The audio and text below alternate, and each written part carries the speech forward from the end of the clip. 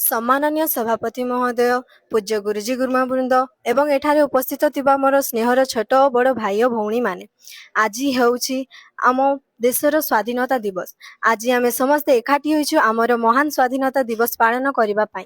1947 मसीहा अगस्त 15 तारिख दिन आम देश ब्रिटिश शासन मुक्ति पाइथिला। एही दिनटी केवल एक तारिख नुहे, यह होछि आमर आत्मसम्मान और गौरवर प्रतीक। महात्मा गांधी, नेताजी सुभाष चंद्र बोस, भगत सिंह और सरदार वल्लभ भाई पटेल भली अनेक महान नेता देश पाई निज जीवन बलिदान देइथिले।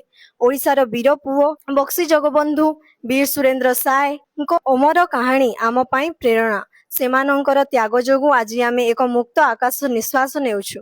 स्वाधीनता पाइबा जेतिकी कष्टकर थिला ताकू बजाय रखिबा सेतिकी बड़ दायित्व अटे। आज मध्य आम समाज रे अशिक्षा, दारिद्र्य और दुर्नीति बड़ी समस्या रही। जड़े छात्र बा युव नागरिक भावे आमर प्रथम कर्तव्य है भल भावे पाठ पढ़िबा और देशर आईन को सम्मान देबा, परिवेश रक्षा करिबा, देशर संपत्तिर जत्न नेबा एवं जाति धर्म निर्विशेष रे एकता बजाय रखिबा आमर दायित्व। आसंतु आज यही पवित्र दिन रे शपथ नेबा जे आमे देशर उन्नति पाई काम करिबा। सारा जहां से अच्छा हिंदुस्तान हमारा, यही भावना को हृदय रखी देश को आग को बढ़ाइबा।